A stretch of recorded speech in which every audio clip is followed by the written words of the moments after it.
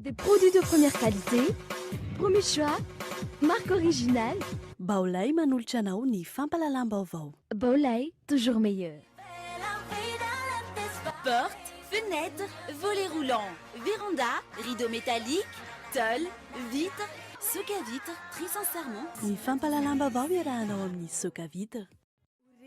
Ity misy vaovao savony spesial aingam-piasa no sady mora mandroatra. Savony spesial manolotra ho anao ny fampalalam-baovao.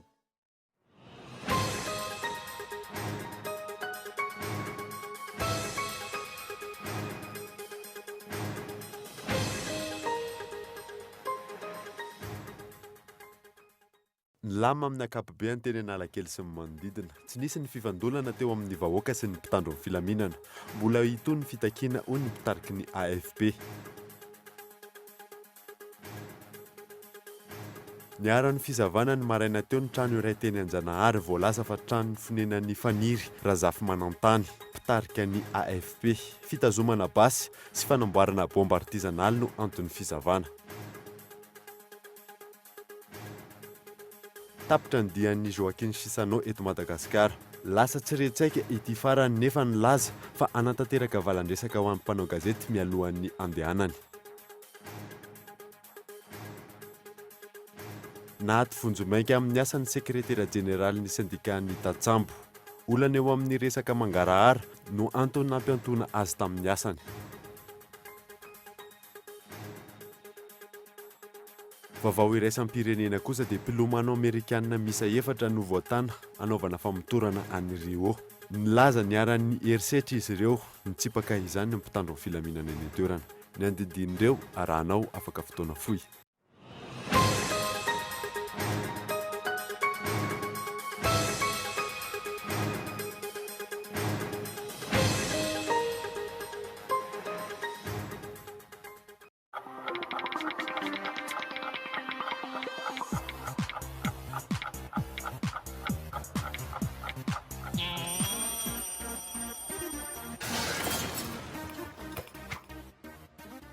Tonga soa tamin'ny magasin vaovao Laibao Center. Découvrez tout l'univers des produits high-tech, informatiques, électroménagers, décoration et aussi des articles particulièrement intéressants qui conviendront à toute la famille, que ce soit pour femmes, hommes ou pour les enfants. Pour vous accompagner dans vos choix, nous mettons en avant le meilleur des grandes marques pas chères. Laibao Center eo ampitany EPP Analakely. Mbola misy kosa tande aofa atsony laharana 033 37 968 88.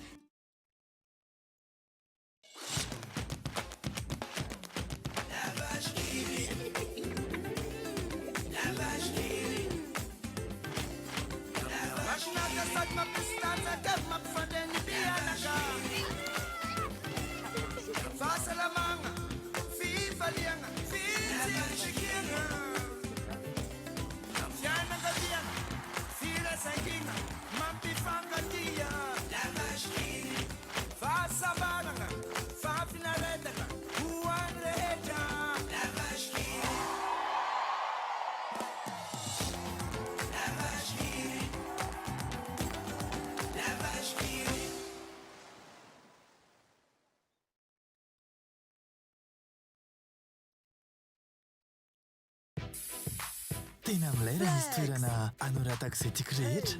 Message kely ho an'ny olo tiako, na hafatra kely ho anahy, toerana mba hifampizarana na koa mba hifalifaliana miaraka amin'ny akamo. Toerana manaraka foana anaty finday orange.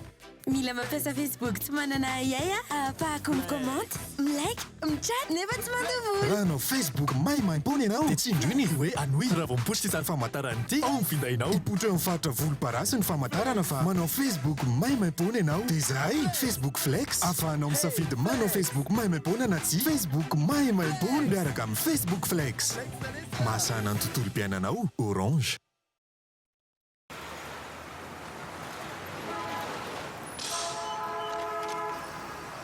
Découvrez le délicieux goût de coco, léger, frais, qui vous fait voyager.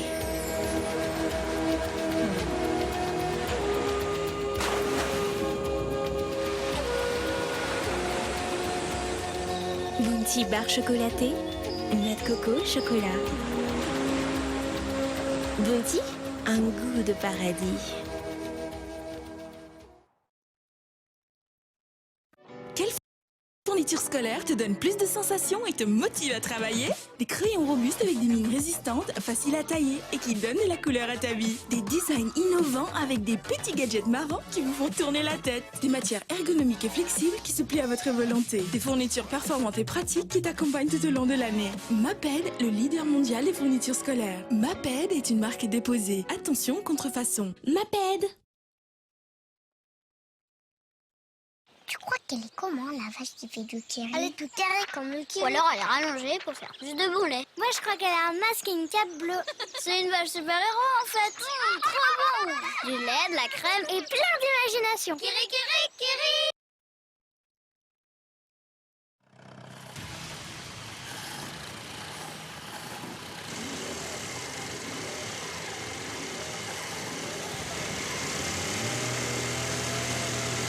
Votre moteur s'abîme trop vite? Changez de marque d'huile. Boss Lubricant, fabriqué à base d'un composé de dernière technologie sans cesse amélioré, qui protège votre moteur en l'aidant à résister efficacement à la pression et au frottement. Boss Lubricant, pour un moteur toujours plus résistant.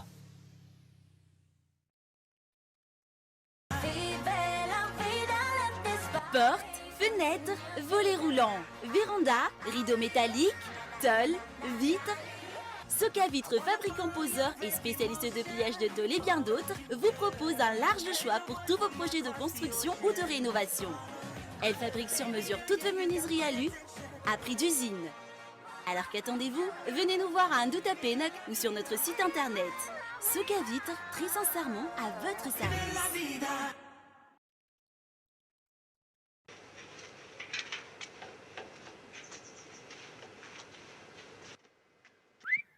tsara kosa izy zany ino io loko io azafady? Primokat io ramsa. Aiza no aza ahitana an'io? Ahitana azy daholo ny quincaillerie rehetra izay mahazatra anao. Suramine amin'ilay lavako azy. Merci e. Hono misy an'le primokat io ato aminareo? Misy ka. Amin'ilay inona ny tendra misy? Za manko mila mandoko vavahady ary mila maromaro mihitsy. Misy sady misy amin'ilay eto amin'ny vy tsara io. Sady mora le izy.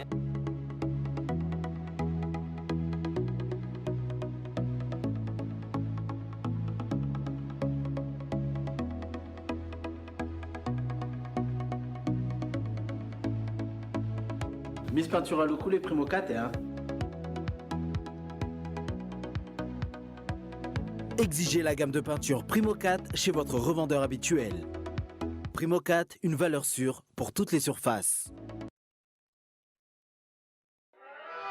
Bijouterie Santia, mividy volamena, manamboatra ny simba sy manefy firavaka vaovao, na volamena, na volafotsy. Manomboka amin'ray alina ariary ny firavaka.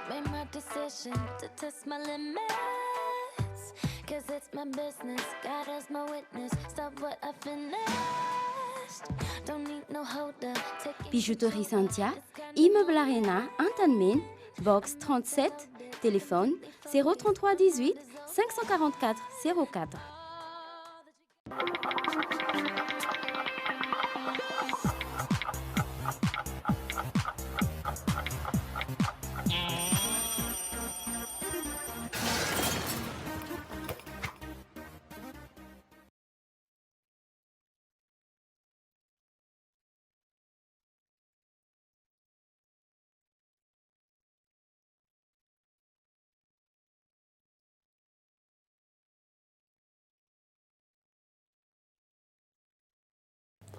Finaritra toboko lasy toboko vavy manasanao ary anaraka ny fampalalam-baovao ny Cool TV hatramin'ny farany. Ny akon'ny hetsika ny arahana tamin'ny AFP na ny antso ho amin'ny fanavotam-pirenena no arahantsika ato anatin'ity fanadadiana ity amin'ny akapobeany ny lamanteny Analakely sy ny manodidina ary tsy nisy ny fifandonana teo amin'ny vahoaka sy ny mpitandro ny filaminana tena toerana ka eton Andriatsilava.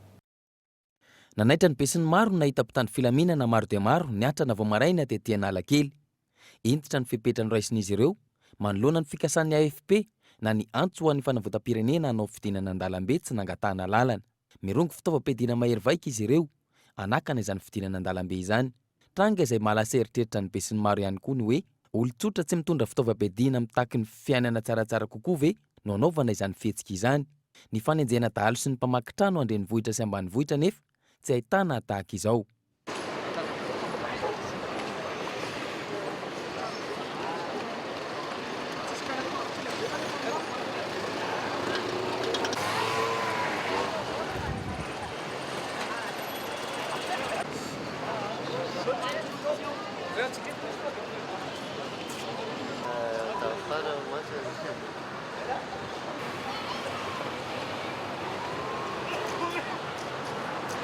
Ankoatra ny fiambenana sy ny fitazomana ny kianjan'ny 13 Mey, nivezivezy eraky ny Analakely ny mpitandro filaminana, nanao rahatisa azy ny manodidina.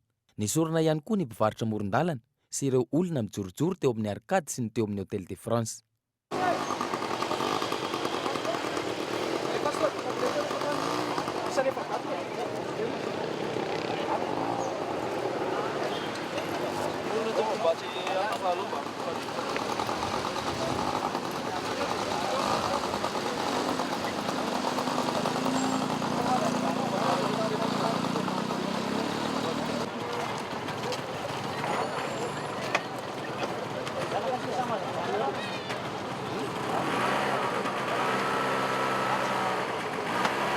Raha nita teny Analakely, amanjatony maro ny mpitandro filaminana nanao fanamiana, ankoatra ireo izay nanao akanjo tsotra. Tsy nasakana ireo mpanao fihetsiketsena nefa izany.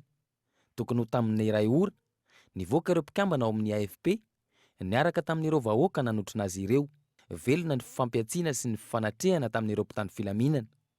Ny vahoaka nikasa hiditra eo Analakely, ny mpitandro filaminana ny sakana ary nanosika tsy hiazo ny Avenue de l'Indépendance.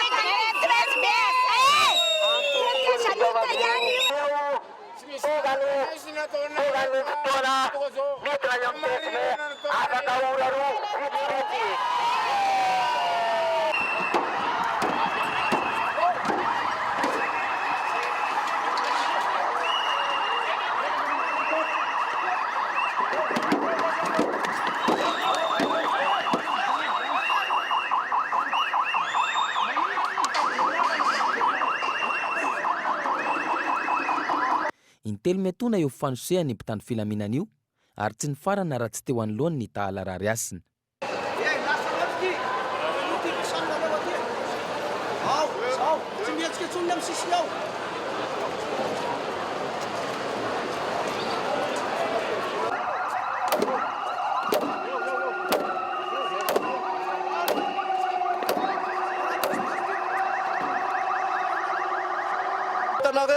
Eto amin'ny firenena izao zavatra mitrango zao toko manaitra ny sain'ny mpitondro zahay mba hieny fa ny tsy fienoana ny vahoaka, ny tsy fanekena ny etaeta-pony vahoaka no mahatonga n'izao zavatra zao. Oka izay ty faneriterena ny vahoaka amin'ny alalan'ny be boty sy ny tafika ity fa tsy rariny mihitsy zao. Ny kanja ny fahaleovantena dia tsy tokony ho angatahanay alalana mihitsy fa azonay andehanana. Fa nahoana angamba mbola zana tamin'ny Madagasikara no tsy azon'ny malagasy hidirana ny kanja ny fahaleovantena. Raha tsy hivona, tsy nisy ny fifandonana mahery vaika teo amin'ny vahoaka sy ny mpitandro filaminana, nandritra ireo rehetra ireo. Tsy nisy ihany koa ny fandrombahana na fihetsika hafahafa niseho, ka naratrana olona na nisamborana ireo mpanao fitakiana. Amin'ny ankapobeny, ny lamina ny teto Analakely na dia tsy tonga tamin'ny tanjona tiana ho tratrarina azy, ireo mpitarika sy ireo vahoaka tonga teny an-toerana. Mbola hitohy nefa ny fitakiana, ahafahana maneho hevitra manoloana ny tsirary ny ataon'ny mpitondra fanjakana eo anoloan'ny vahoaka malagasy. Izay ny teny Analakely fa niara-ny fisavana ny maraina teo, ny trano iray teny Anjanahary voalaza fa trano fonenan'ny faniry Razafy Manantana mpitariky ny AFP na ny antso avy fanavotam-pirenena. Raha ny loharanom-baovao azon'ireo mpitandro ny filaminana dia fanazonana basy sy fanamboarana bomba artisanal no anton'ny fisavana. Io no nasaina. Tokony ho tamin'ny enora sasany maraina no tonga tao amin'ity trano ity ireo mpitandro ny filaminana manodidina ny 520. Maro tamin'izy ireo no nisaritava sy nitondra basy toy ny Kalaknikov raha ny fitataran'ireo olona mipetraka atao amin'ity trano ity. Voasavatra any anatin'ny vata fampangatsiahana sy ireo efitra rehetra, sao manafin'olona raha ny fanazavana. Ny alamaina nefa ireto mpitandro ny filaminana tsy nahita basy, tsy nahita bomba,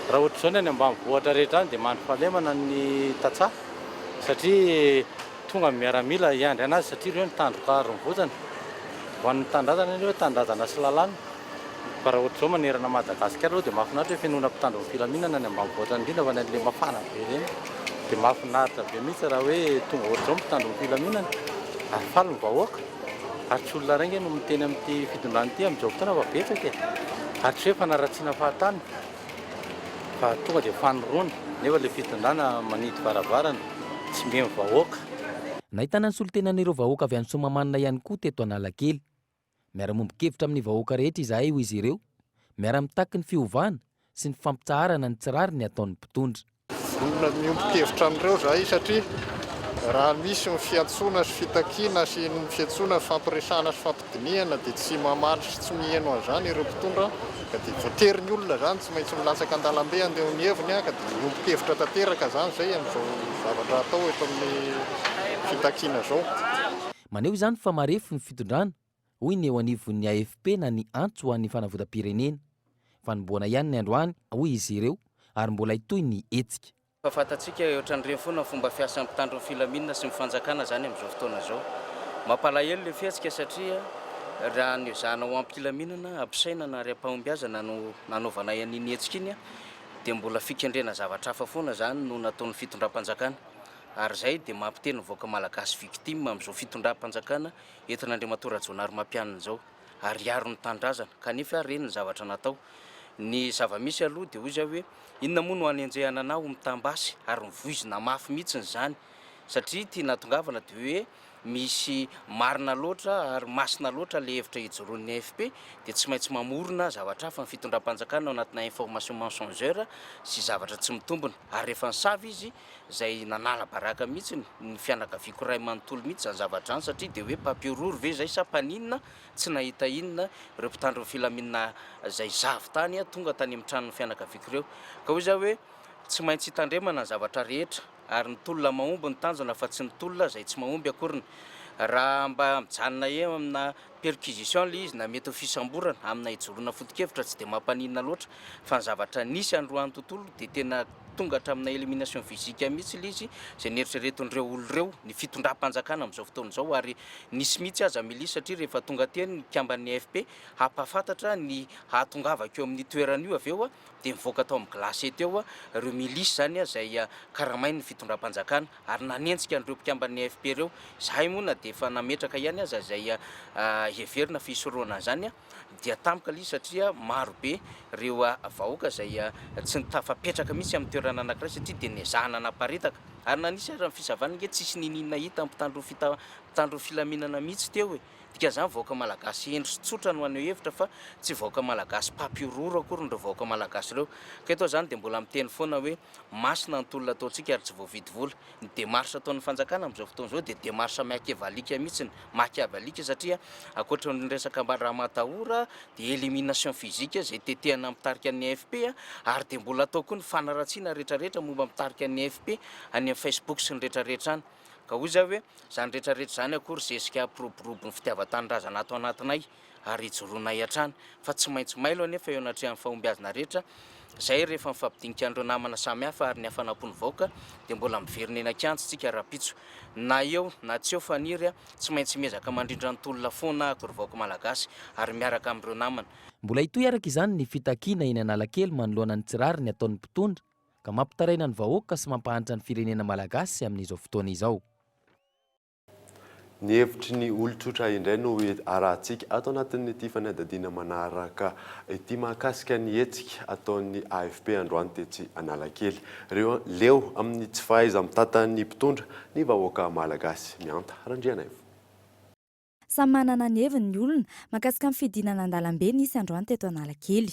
Amin'ny ankapobeny ileo ny tsy fahaiza mitantana sy ny gabraraka ataon'ny mpitondra amin'ny harem-pirenena eto amintsika ny vahoaka. Totonga hatrany ny fiainam-pirenena tsy voajery ny madinika. Tombontsoan'ny olombitsy hatrany no manjaka eto. Tokony ho tonga saina amin'ny karazana hetsika tahaka izao ny filoham-pirenena raha nambaran'ireo nanontaniana. Matoa misy ny zavatra tahaka an'izao dia mety fatsapahan'ny vahoaka angamba hoe mety tsy mandeha amin'ny tokony ho izy ny raharaha-pirenena Ohatran'izany indrindra hoe fiainam-bahoaka amin'ny ankapobeny zany raha tsy teny afa-tsy ny hoe amin'ny lafiny sosialy sahala amin'izany. Mazava-be fa fanjakana misy zao tena tsy mahay mitantana aloha voalohany indrindra. Zany hoe tsy paka zany zareo tena marina. Satria efa raha mahita aloha fa tena sahirana amin'ny malagasy. Sahirana amin'ny malagasy.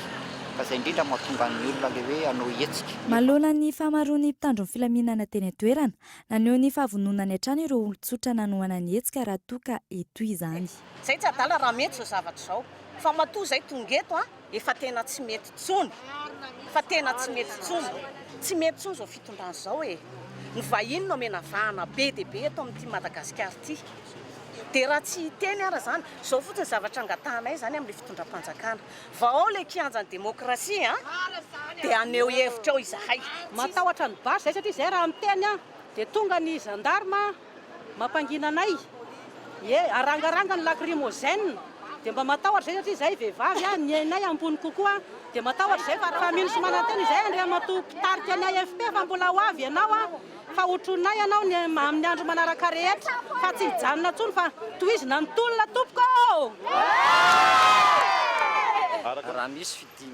Raha misy ny fidinana an-dalambe izay anatsona voaka malagasy dia tonga ny APM manohana an'izay mitarika eo. Hitanareo angambany hoe mivorivory ny olona, tsy haiko hoe reto olona reto nge olona tsy angalatra, olona tsy androbo reo fa hitaky ny zoany, hitaky an'ilay tena marary azy fa maninona androasina tsy anasa daholo nge reo olona reo bitabeny tsy anasa fa maninona androasina. Ny filoham-pirenena tamin'ny fotoan'androny nangataka proof izy hoe pourfouille aminy fa mahantra ny malagasy dia tonga izay manao proof azy fa mahantra tanteraka ilay malagasy eto amin'ny kianjan'ny 13 Mai. Raha ny hita saika nahitana mpitandro ny filaminana avokoa eraky ny Antananarivo androany. Tsy hijanona fa hitoetra ny kosa ny hetsika tariny AFP na ny antso ho an'ny fanavotam-pirenena raha ny fanadihadiana. Na dia nisy aza iny hetsika iny androany tsy nasakana ireo mpivarotra sasatsasany ikarama izany saingy maro tamin'izy ireo no nisafidy anakatona ny tsena ny tahotra amin'ny fanararaotana izay mety hitranga. Fanadihadiana mianta Randriana Evotrany. Nisokatra ny ankamaroan-tsena teto Analakely androany maraina.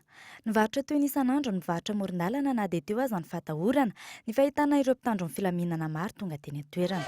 Zay tsy manam-bola dia tsy maintsy mivarotra.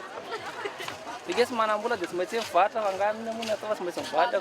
Dia misy manararaotra ako. Dia nay ahorona rehefa misy manararaotra dia moty ma. Misy korotana zany dia afaka tsy maintsy moty raha misy korotana ka tsy afaka mivarotra. Sao dia misy manararaotra moa. Raha misy grevy dia tsy maintsy mitsoaka foana mividy iza ny vidy eo raha misy grevy. Nanembatsembana ny tsena sy ny mpanjifa ny fandroahana nataon'ny mpitandro ny filaminana. Tsy nisy navelany vorivory ny olona teto Analakely sy manodidina, na ireo ny andry olona zany, na ireo mpiantsena, na koa ireo sendra nandalo.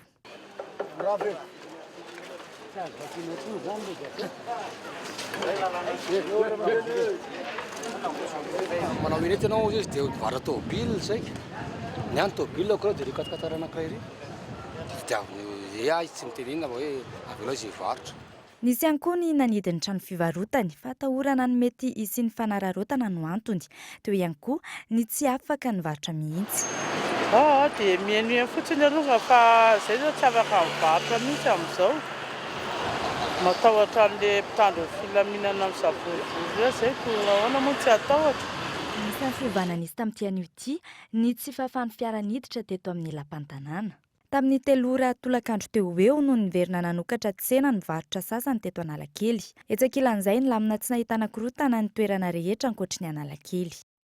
Lafim-baovao hafa kosa indray dia tapitra ny dian'i Joaquin Chissano eto Madagasikara lasa tsy retsaika. Ity iraky ny sadaika ity ny atoandro teo raha efa nilaza fa anatanteraka valandresaka ho an'ny mpanao gazety mialohan'ny andehanany momba ny diany eto an-toerana. Boazy Razanatso. Rehefa avy ny vahiny andro vitsivitsy teto Madagasikara ny iraky ny sadaika Joaquin Chissano dia nody androany ny tenany. Nilaza tamin'ny mpanao gazety izy tamin'ity herinandro ity fa anatanteraka valandresaka ho an'ny mpanao gazety momba ny vokatry ny dinika maro samihafa ny tanterahany teto Madagasikara alohan'ny andehanany hody. Lasa tsy retsaika nefa izy tamin'ny atoandro teo. Araky ny fantatra, tsy misy antony anatanterahany izany valandresaka ho an'ny mpanao gazety izany satria efa saika voalazan'ny mpanao gazety avokoa izay tokony holazaina. Tsy nitsatra nanambarany mahazava-dehibe ny fifampiresahana ity iraky ny Sadek ity manoloana ny fiainam-pirenena mikatso tanteraka. Antso an'ny fifampiresahana izay tsy nenohon'ny mpitondra hatramin'ny nahazoan'ny fitondrana. Betsaka ireo dinika fampihavana-pirenena notanterahany mpitondra tamin'ny taona 14 sy 15 saingy tsy nisy tohiny, tsy nisy akony. Hatramin'izao, tsy hita ary tsy tsapa ny vokatry ny nananganana ny filan-kevitry ny fampihavana-pirenena na ny FFM. Ny fitsarana avy momba ny lalam-pandrenana tamin'ny didy izay navoakany tamin'ny 12 Jona 2012 momba ny fampianganan'ny filohan'ny repoblika dia nandroso hevitra momba ilay pacte de responsabilité. Pacte de responsabilité izay mifototra ihany koa amin'ny fifampiresahan'ireo mpiantsehatra rehetra ny fiainam-pirenena. Ankehitriny, ny vahiny ihany koa dia miantso amin'izany fifampiresahana izany toy ny Sadek ary ny États-Unis. Amin'ny alalan'ny fifampiresahana ihany no ahafahana mitady vahaolana maharitra manoloana ny fitotonganan'ny fiainan'ny malagasy sy ny firenena izao. Hatreto aloha, tsy misy izany fifanantonana izany. Ho an'ny mpanohitra sy ny sarababem-bahoaka, tsy mihaino ny mpanohitra sy ny vahoaka ary tsy mitondra vahaolana maharitra iadina amin'ny tsy fandriam-pahalemana, ny lalana ratsy, ny jiro tapaka tsy an-tanàn-dehibe tsy ambanivohitra, ny kolokolo izay mahazo laka sy ny maro tsy voatanisa. Nahato vonjomainky amin'ny asan'ny sekretera jeneraly syndicat-ny Tatsambo. Olana eo amin'ny resaka mangarahara amin'ny fitantanana no fantatra fa antony nampiantona azy tamin'ny asany fanadadiana miora manitra. Fampiantona ny sekretera jeneralin'ny syndicat-ny Tatsambo eto Madagasikara no tapaka nandritra ny fivorian'ireo mpikambana ao anatin'ity birao nasionaly ity. Tsy fanarahana ny fepetra takina aminy no antony izao fiampiantona vonjomaika izao.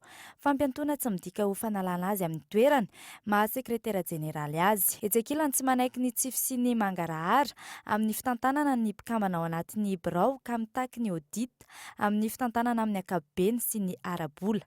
Tsy nanaja ny fifanarahana ny sekretera jeneraly antony nampiantona azy tamin'ny asany. Taty amin'ny bureau national moa rehefa nahita fa hoe tsy nanaraka ny fanarahana amin'ny fanaovana audit dia tsy maintsy nampiforo mpikambana dia no natao ny fivoriana dia nanapa-kevitra io assemblée io zany fa hoe ahantina amin'ny asany aloha zany hoe miato amin'ny asany aloha secrétaire général mandrapy jusqu'à nouvel ordre io zavatra io mandra-pisiny ny fanazavana misimisy azo sy mandra-pavita ny audit zany ahitana ny zavatra tena marina. Dia hatramin'izao moa zany dia na ny secrétaire général tsy mandalo aty amin'ny fobe fa na dia misy ara ny ilan'ny audit anazy amin'ny taratasy ny ohatr'izay dia tsy misy mahitsy zany zavatra azo avy tany aminy fa izy nanovo tetezam-paritra indray zany anambonana sinisy ilazana amin'ireo Tatsambo namana en congé eto amin'izao fotoana izao hoe tokony hanohana azy amin'ny fampiakarana ny karamany. Tompon'andraikitra tanteraka ny sekretera jeneraly amin'izay zavatra kasainy atao rehetra toy ny fitetezam-paritra sy ny maro hafa. Tsy maintsy handray fepetra kosa ireo mpikambana raha misy ny fampiasana ny anaran'ny sindika ataon'ity tompon'andraikitra efa nahato tamin'ny asany ity.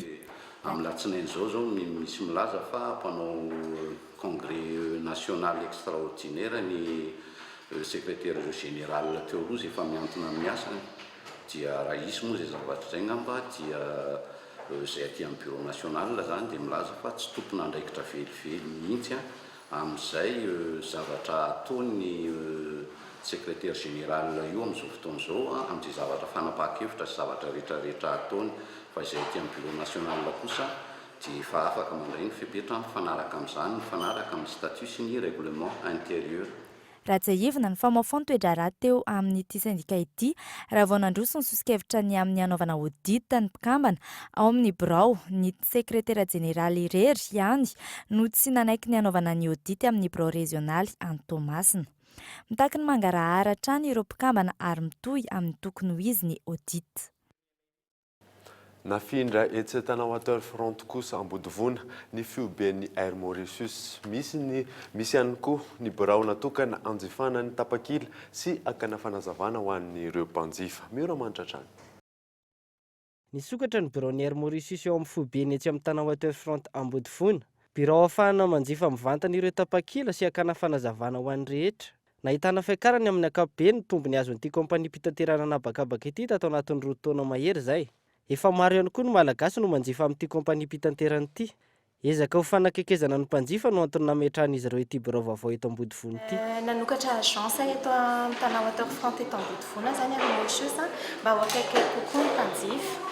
Ny antony voalohany indrindra aloha dia ny activité any air Mauritius eto Madagasikara efa mitombo be mihitsiny ka nanapa-kevitra zany ny conseil d'administration any air Mauritius any Maurice ny hanokatra représentation propre zany hoe succursale eto Madagasikara dia toy tamin'izay dia nanokatra an'ity agence eto Ambodifony ity zay mba ho akaiky kokoa any mpanjifa araka ny teneniko teo satria malalaka be aloha ny parking akaiky kokoa ny centre ville akaiky kokoa ny birao amin'ny piasa etỳ Korondrano dia fihenam-bidy 500 isan-jato ho an'ny saran'ny tolotra no omeny Air Mauritius ho an'izay mpanjifa tapakila amin'ny alalan'ny tranokalan'ny kompania mpitaterana fanomezana maro ihany koa no zaraina ho an'ireo mpanjifa mivantana ny tolotra omeny Air Mauritius.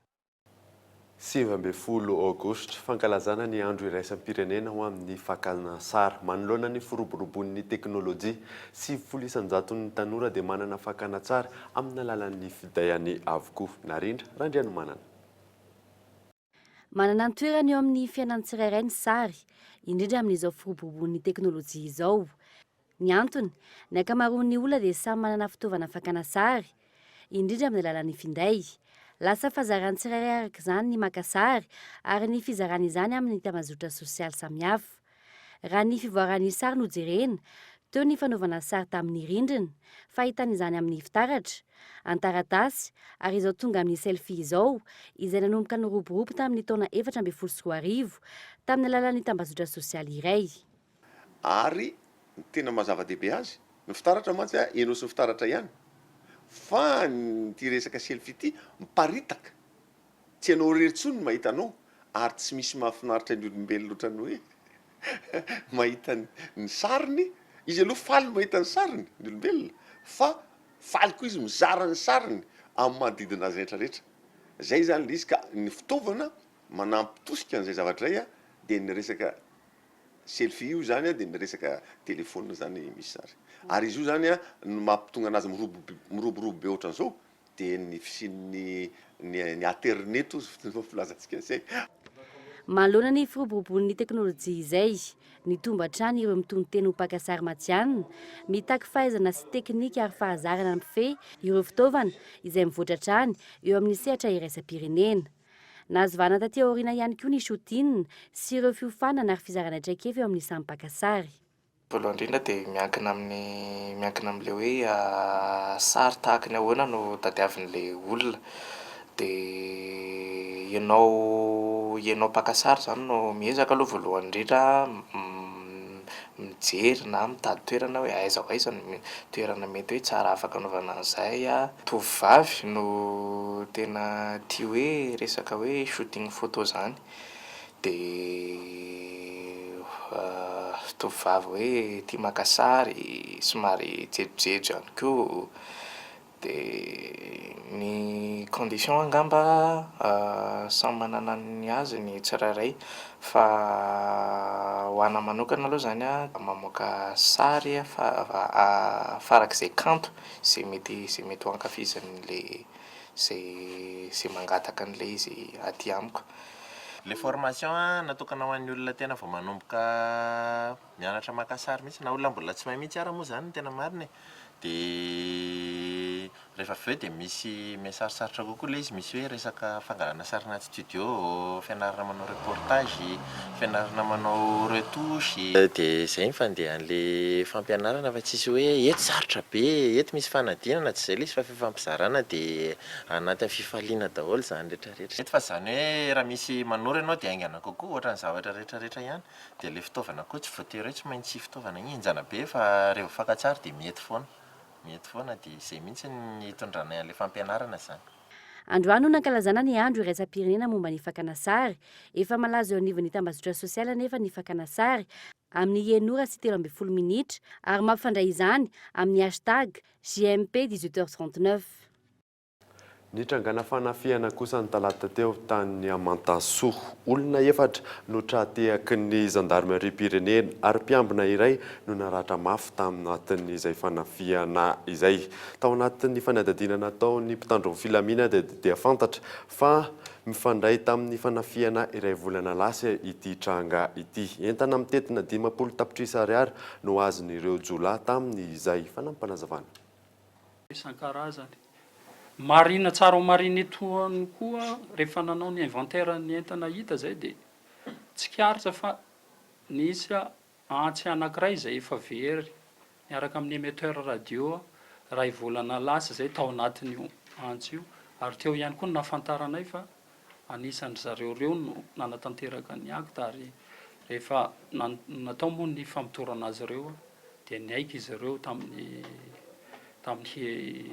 acte nataony ary io émetteur io dia mitontaly eo amin'ny 200 millions eo de francs io zany hoe ny total ny entana rehetrarehetra reo zany manodidina ny 250 millions de francs. Rehefa tonga tany amin'ny toerana tsena dia miaraka amin'le olona voarava dia hoe ty antsy ty efa very tamin'le taloha dia teo zany no namafisina le fanadihadiana dia teo niaika zareo hoe zay koa nangalatra an'le taloha zay vao nandeha le percussion araka le teninao zany hoe ao anatin'le firatradrarana Ambohidomby cadre flagrant délit dia tany Moramanga no nandehanana satria mipetraka any le anankiray dia tany zany mitratra le émetteur le very taloha. Vaovao iraisam-pirenena kosa dia mpilomano amerikanina misa efatra no voatahana anaovana famotorana any Rio amin'izao fotoana izao nilaza fa niara-ny herisetra izy ireo nitsipaka izany ny mpitandro filaminana any an-toerana fa niadadiana eo amin'ny sarin'ny France 24.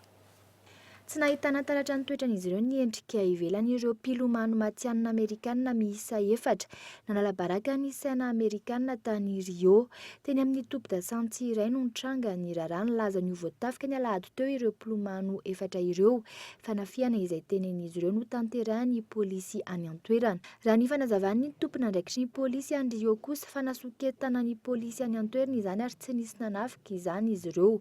Raha ny fantatra nanimba varavarana toeram-pivoahana iray ireo mpilomano ireo ary nitady izay irika nasoketana ireo tompona ndraikitra. Naneho ny heviny avy eo anivony ny komity mpikarakara ny Jeux Olympiques ny Rio hatreto raha ny fanazavany diso ireo mpilomano ireo ary tsy afaka hilalao intsony saingy tsisy fiantraikany amin'ny lalao olimpika izany.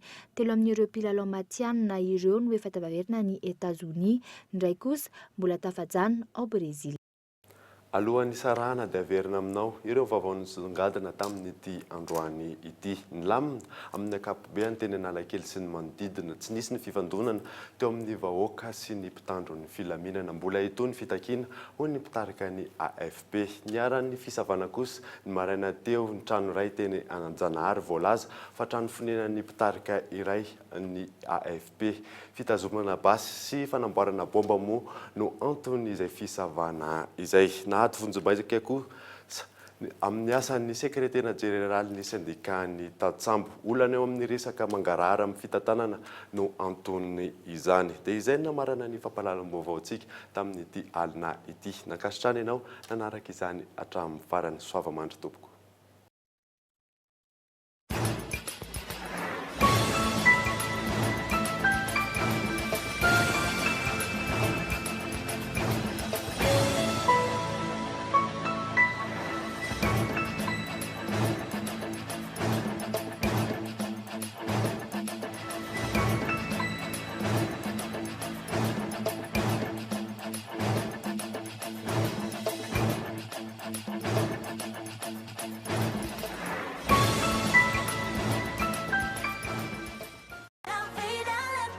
Porte, fenêtre, volets roulants, véranda, rideaux métalliques, tôle, vitres, soca-vitre, trisse en serment. Ny fampahalalam-baovao niarahanao tamin'ny Soca-Vitre.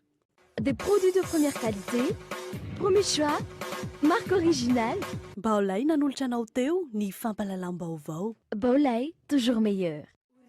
Ity misy vaovao, savony spécial, aingam-piasa no sady mora mandroatra. Ny vaovao dia nankafizinao niaraka tamin'ny savony spécial.